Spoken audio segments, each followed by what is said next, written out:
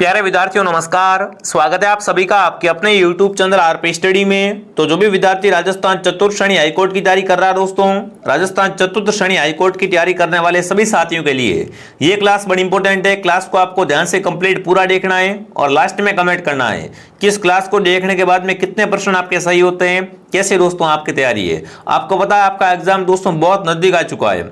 इसी exam date को देखते हुए दोस्तों ये क्लास आप सभी के लिए रामबाण सिद्ध होने वाली है। तो क्लास को ध्यान से पूरा जरूर देखें और लास्ट में अपना स्कोर कमेंट करना है कि आपका स्कोर इस क्लास में क्या रहता है।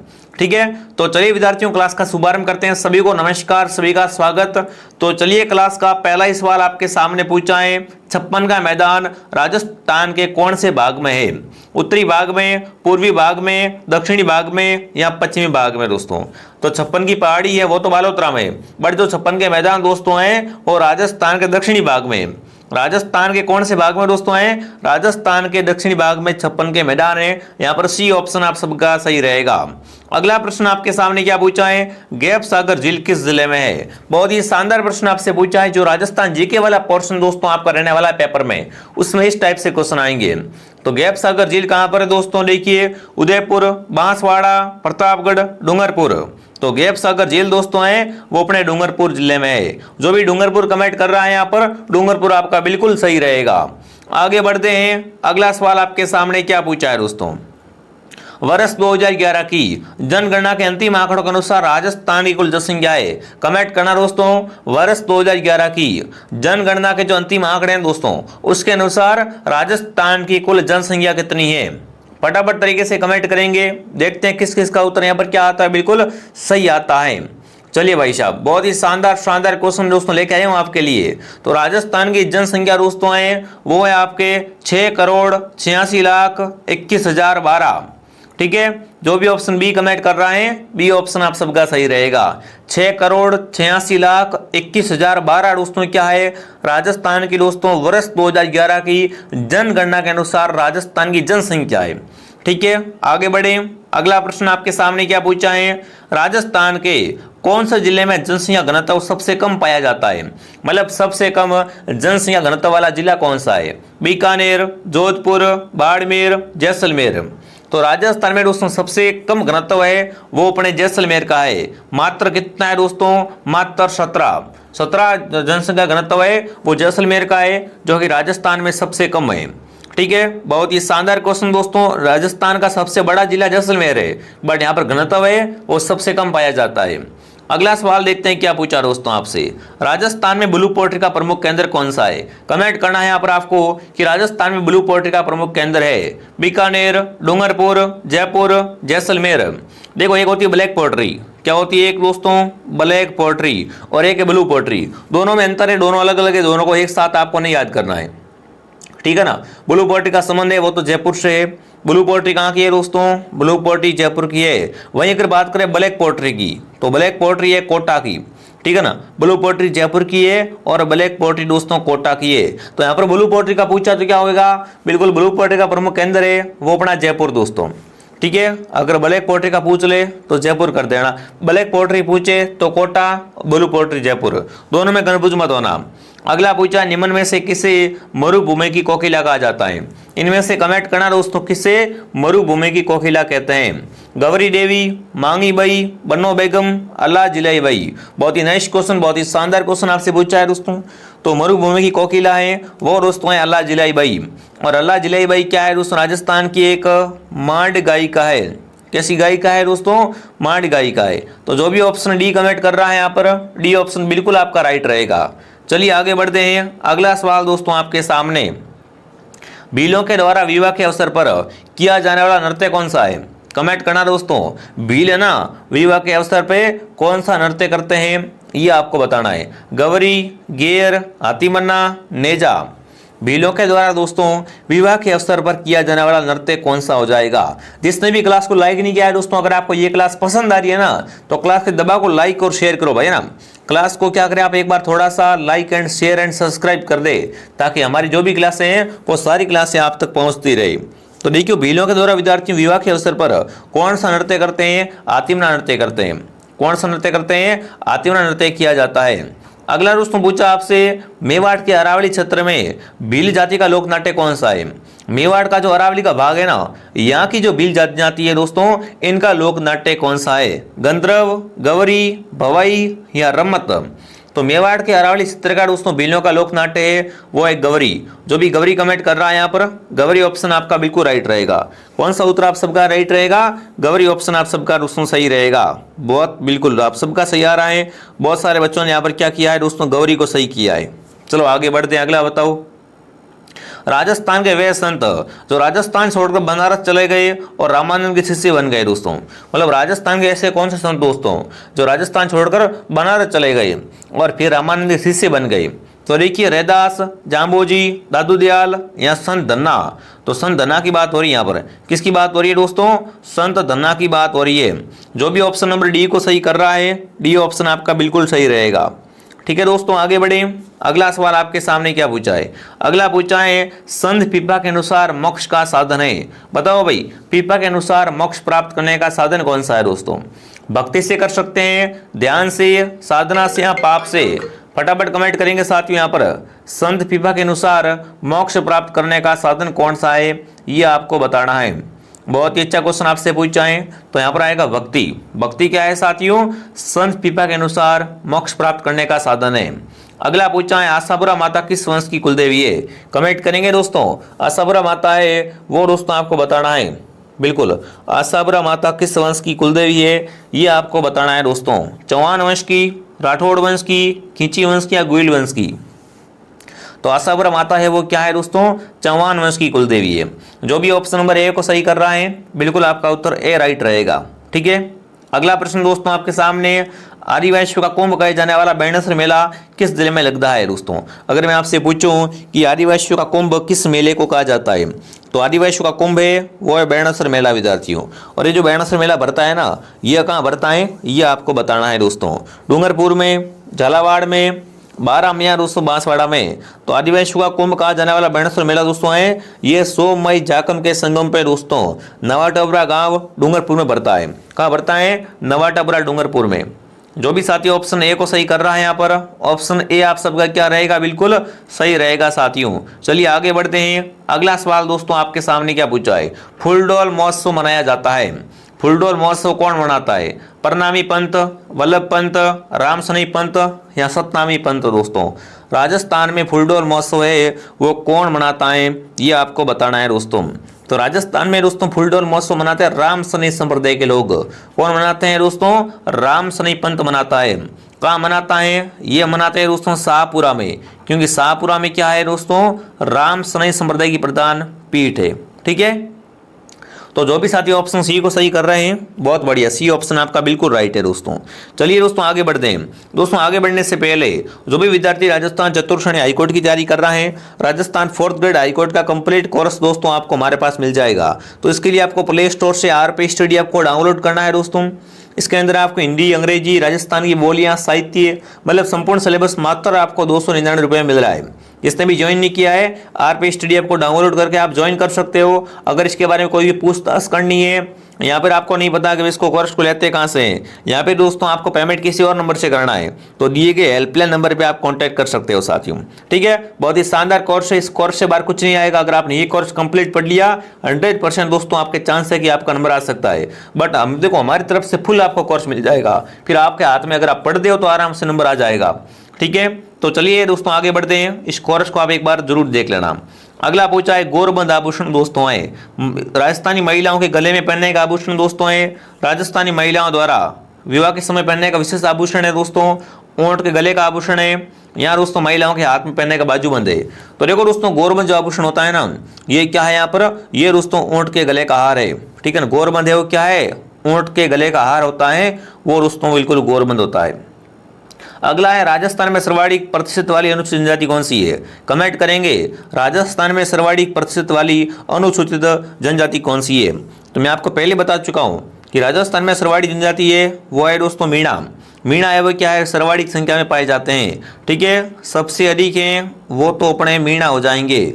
और प्राचीन पूछ ले आपसे कि राजस्थान की सबसे प्राचीन जनजाति कौन सी है, तो प्राचीन भील है। ठीक है, तो यहाँ पर अधिक का पूछा है तो सर्वाधिक दोस्तों मीणा पाए जाते हैं। जो भी मीणा कमेंट कर रहा है यहाँ पर मीणा ऑप्शन आप सबका सही रहेगा। ठीक है, सबका उत्तर सही आ रहा है। चलिए आगे बढ़ते हैं।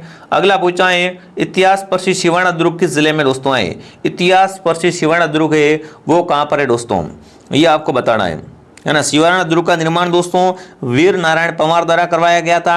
ये वर्तमान में अगर बात करें विद्यार्थियों तो बाड़मेर से अलग जिला बना बालोतरा।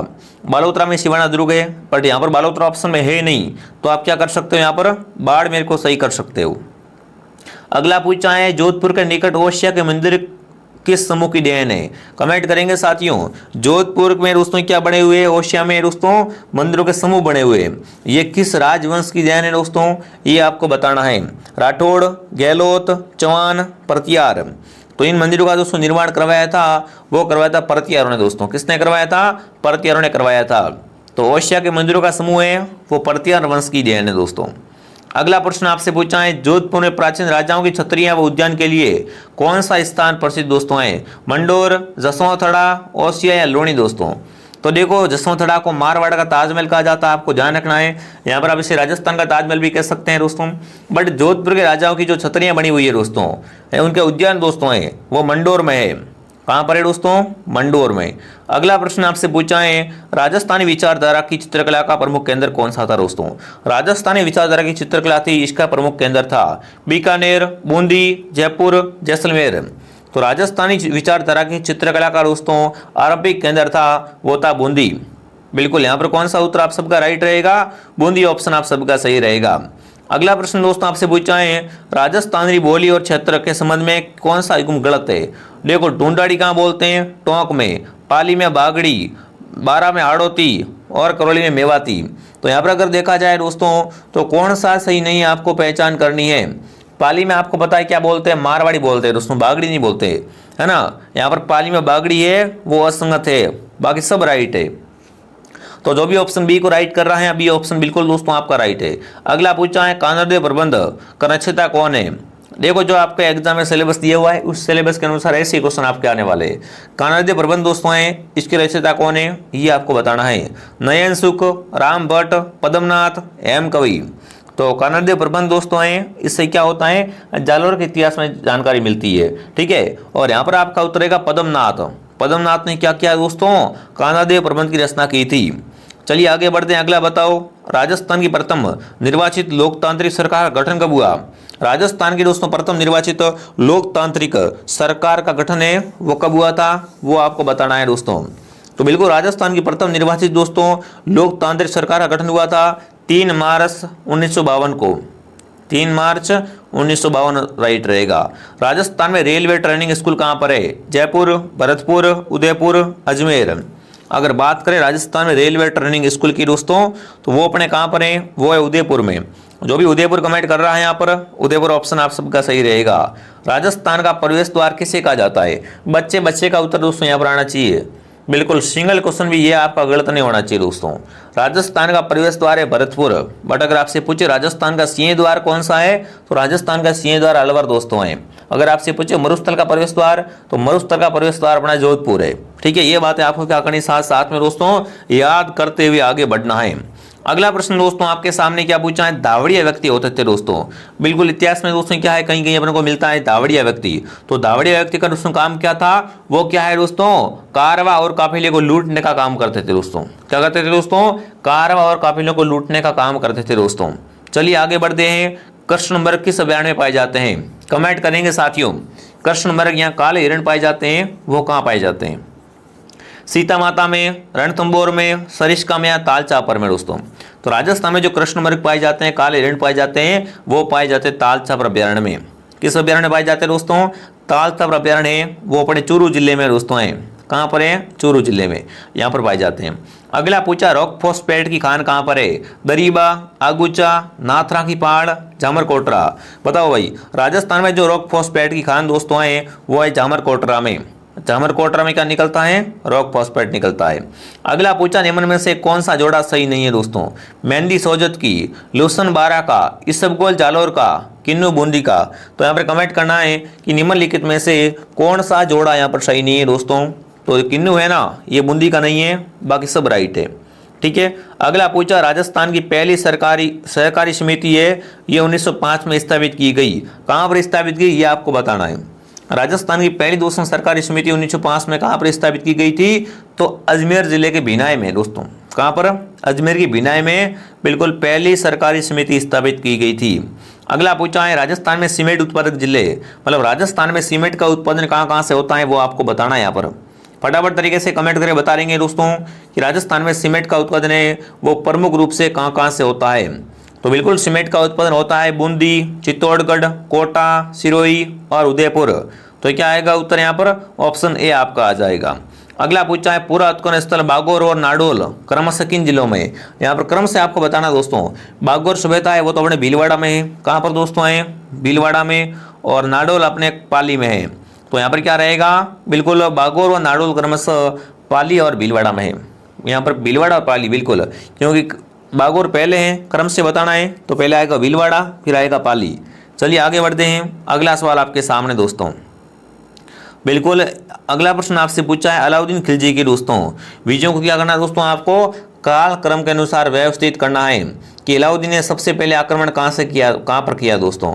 तो अलाउद्दीन ने सबसे पहले अगर आक्रमण की बात करें अपन तो दोस्तों इन्होंने आक्रमण किया था 1301 में रणथंभौर पे। सबसे पहले आक्रमण कहाँ पर किया दोस्तों? 1301 में रणथंभौर पर आक्रमण किया। उसके बाद दोस्तों 1303 में इन्होंने क्या किया दोस्तों? सेकंड नंबर 1303 में इन्होंने दोस्तों चित्तौड़ पर आक्रमण किया। उसके बाद दोस्तों ये कहाँ गए? ये दोस्तों चले गए अपने 1308 में सिवाना में। 1308 में इन्होंने कहाँ आक्रमण किया दोस्तों? सिवाना में। फिर से बचा दोस्तों जालोर। जालोर पर इन्होंने आक्रमण किया था 1311 में। ठीक है, तो यहाँ पर कोड बनेगा, सबसे पहले आएगा रणथंभौर ए, उसके बाद सी, डी और बी। ठीक है, ए सी डी बी यहाँ पर कोड बन जाएगा आपका। अगला पूछा है दोस्तों चित्तौड़गढ़ की किस रानी ने दोस्तों बादशाह हुमायूं से मदद मांगी थी दोस्तों? मतलब मदद का मतलब ये है कि भाई उनकी सहायता मांगी, राखी वगैरह भेज दी थी दोस्तों। जब क्या हो गया दोस्तों? बिल्कुल रानी अगर बात करें दोस्तों कर्णावती की तो इन पे क्या है दोस्तों मुसीबत आ जाती है। तब ये क्या करती है दोस्तों? हुमायूं को राखी भेज दी है, सहायता मांगती है। बट हुमायूं है उसको ठुकरा देता है, सहायता है वो कदापि नहीं करता है। तो यहाँ पर ऑप्शन आपका रहेगा रानी कर्णावती क्या करती है? बादशाह हुमायूं को मदद मांग के राखी भेज दी है। अगला सवाल दोस्तों आपके सामने क्या पूछा है? सवाई जय सिंह द्वारा निर्मित वेधशाला जंतर मंतर किस शहर में नहीं है? मतलब सवाई जय सिंह की वेधशाला दोस्तों है वो कहाँ कहाँ पर नहीं है ये आपको बताना है। सवाई जय सिंह ने दोस्तों क्या की थी? 5 वेधशाला बनाई थी दोस्तों। उसमें से दिल्ली में इनकी वेधशाला है, मथुरा में है, उज्जैन में है, बट भोपाल में इनकी वेधशाला दोस्तों है वो नहीं है। अगला प्रश्न पूछा है दोस्तों निम्नलिखित में से गलत तथ्य को पहचानिए। गलत तथ्य कौन सा है, पहचान करनी है। खातौल युद्ध दोस्तों 1517 में राणा सांगा रिबलम लोधी को परास्त किया था। हल्दीगढ़ युद्ध 18 जून 1576 के दिन हुआ था। ग्रीष्मल युद्ध 1544 में मेवाड़ के राजवंदर सेन और शेषसूरी के मध्य हुआ था। तुंगा युद्ध है ना जुलाई 1787 में हुआ था। इनमें से बताना है कि कौन सा यहाँ पर क्या है दोस्तों गलत है। तो देखो यहाँ पर अगर तीसरे की बात करें ग्रीष्मल युद्ध दोस्तों हुआ था ना वो मालदेव और शेरशाह के मध्य हुआ था। यहाँ पर रावचंद्र सेन नहीं आएगा। किसके मध्य हुआ था? मालदेव और शेरशाह के मध्य हुआ था। अगला पूछा निम्न में से टोंक मुस्लिम रियासत का संस्थापक कौन था? कमेंट करेंगे यहाँ पर टोंक मुस्लिम रियासत थी, इसका संस्थापक कौन था दोस्तों? अमीर का पिंडारी, गुलाब खां कामेखानी, नवाब मोहम्मद शाह, असंत का मेवाती दोस्तों। तो टोंक मुस्लिम रियासत के अगर संस्थापक की बात करें तो फटाफट सबका कमेंट दोस्तों आना चाहिए, खाली कोई नहीं बैठेगा, साथ साथ में कमेंट आप जरूर कीजिए। ठीक है ना, कमेंट तो करना ही है आपको। तो यहाँ पर आपका उत्तर रहेगा अमीर का पिंडारी। क्या रहेगा आंसर? अमीर का पिंडारी ऑप्शन आपका सही रहेगा। अगला पूछा है 1857 के स्वतंत्रता संग्राम का राजपूताना में आरंभ कब हुआ? बताओ भाई यहाँ पर कहाँ से हुआ था? अगर मैं बात करूँ आपको 1857 की क्रांति की, राजस्थान में दोस्तों 1857 की क्रांति स्टार्ट होती है 28 मई से। 28 मई 1857 से क्या होता है दोस्तों? नसीराबाद से ये क्रांति स्टार्ट होती है। कहाँ से दोस्तों? नसीराबाद से ये क्रांति स्टार्ट होती है। जो भी ऑप्शन ए को सही कर रहा है ऑप्शन ए आपका बिल्कुल राइट रहेगा। ठीक है दोस्तों, आगे बढ़ने से पहले जो भी विद्यार्थी BSTC की तैयारी कर रहा हो, चाहे चतुर्थ श्रेणी बड़ी वाली भर्ती की तैयारी कर रहा है, चतुर्थ श्रेणी जिसमें दोस्तों क्या है कुल दोस्तों 53,000 प्लस पद है, तो उसका पूरा कोर्स आपको मिल जाएगा मात्र 499 रुपये में। अभी भी तैयारी हो सकती है, अभी भी आप ज्वाइन करके शानदार पढ़ाई कर सकते हो। हाईकोर्ट संतोषनी का कोर्स चाहिए तो मात्र 299 में आपको मिल जाएगा बेस्ट कंटेंट के साथ में। ठीक है, तो जिसने भी ये कोर्स ज्वाइन नहीं किए हैं RP स्टडी ऐप को डाउनलोड करें और कोर्स को ज्वाइन करें। कोई भी दिक्कत, कोई भी समस्या, कोई भी पूछताछ करनी है तो हेल्पलाइन नंबर दिया हुआ है, इससे कॉन्टैक्ट कर लो आप। ठीक है साथियों, चलिए आगे बढ़ें। अगला प्रश्न आपके सामने, साधु सीताराम दास का संबंध किस कृषक आंदोलन से है? बताओ भाई, साधु सीताराम दास का संबंध है वो कौन से आंदोलन से है दोस्तों, ये आपको बताना है। ऑप्शन आपके सामने बिजोलिया, शेखावाटी, सीकर और बूंदी दोस्तों। तो बिल्कुल बात करें साधु सीताराम दास की तो इनका संबंध है बिजोलिया आंदोलन से। जो भी बिजोलिया कमेंट कर रहा है बिजोलिया सही है। अगला पूछा है, राजस्थान का जलियांवाला बाग के नाम से प्रसिद्ध मानगढ़ धाम किस जिले में है? मानगढ़ धाम हत्याकांड कहाँ पर दोस्तों? उदयपुर, बांसवाड़ा, बीकानेर, जोधपुर। देखो मानगढ़ धाम को राजस्थान का क्या कहा जाता है दोस्तों? जलियांवाला बाग हत्याकांड कहा जाता है। और मानगढ़ धाम की दोस्तों घटना हुई थी वो कब हुई थी? 1913 में हुई थी दोस्तों। ठीक है, और ये कहाँ पर अगर आपसे पूछ ले एग्जाम में तो ये है बांसवाड़ा में। कहाँ पर दोस्तों है मानगढ़ धाम? बिल्कुल बांसवाड़ा में आपका ये। गौतमेश्वर धाम किस जिले में है दोस्तों? प्रतापगढ़, चित्तौड़गढ़, बांसवाड़ा, उदयपुर। जो गौतमेश्वर धाम की अगर बात करें अपन कि गौतमेश्वर धाम कहाँ पर है तो ये है प्रतापगढ़ में। ठीक है ना, गौतमेश्वर धाम प्रतापगढ़ में दोस्तों। मीराबाई के निर्देशन में नरसिंह मायरो की ब्रज भाषा रचना की दोस्तों। कमेंट करेंगे मीराबाई के निर्देशन में दोस्तों नरसिंह मायरो है, इसकी रचना है वो ब्रज भाषा में किसने की थी दोस्तों? तो यहाँ पर क्या आएगा? रत्ना खाते आएगा दोस्तों। इन्होंने क्या की थी दोस्तों? मीराबाई के निर्देशन में नरसिंह मायरो इसकी रचनाएं वो ब्रज भाषा में की थी। चलिए आगे बढ़ते हैं। अगला प्रश्न दोस्तों पूछा है, राजस्थान के संत जो लोक देवता के साथ संत और कवि भी थे। कमेंट करेंगे राजस्थान के ऐसे कौन से संत दोस्तों जो क्या थे? लोक देवता और साथ में कवि भी थे। अड़बू जी, मियाँ जी, रामदेव जी या दोस्तों देवनारायण जी।